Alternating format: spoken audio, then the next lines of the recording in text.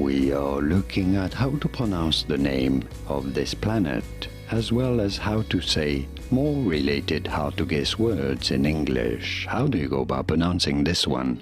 In British English, because it's different in American English. In British English, this is said as Saturn. You do want to stress on the first syllable, on the sa syllable. Saturn. No R sound here. In American English, however, this is normally said as Saturn. Saturn. There is an R sound in American English as Saturn in American English versus Saturn in British English. Did you get this? Could you hear the difference? Was this any helpful? Let me know in the comments. Here are more videos on how to pronounce more related words whose pronunciations aren't exactly always obvious.